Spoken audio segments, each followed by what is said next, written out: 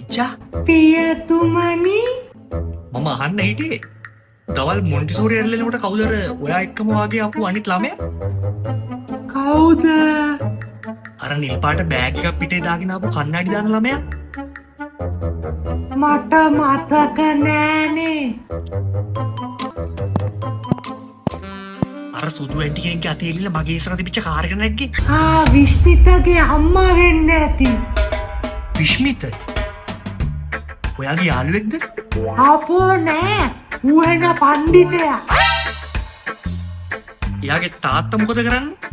එයාගේ පියතුමා පොඩි කාලෙම නැති වෙලානේ. මරුනේ? ඔව් මැරුණා.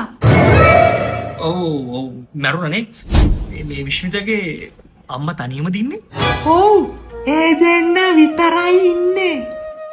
ඔයා විශ්මිත හොඳ යාළුවෙක් කරගන්න පුතේ.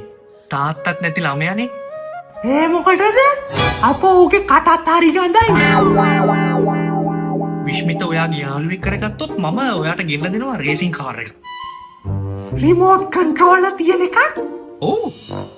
අපි මේ පාර ඔයාගේ බර්ත්ඩේ පාටි එකකට එයාට ඉන්වයිට් කරමු. මේ පාර මට බර්ත්ඩේ පාටි එකකුත් ගන්නවද? ඔව්. අපි විශ්මිතට එයාගේ අම්මටයි දෙන්නට මෙන්න කියමු. ඒත් මගේ බර්ත්ඩේ එකට තව මාස 6කට වැඩිය තියෙනවනේ. මට හුදු. කමක් නෑ. අපි කලින්ම දන්වල තියමු. වැඩ තියෙන මිනිස්සුනේ.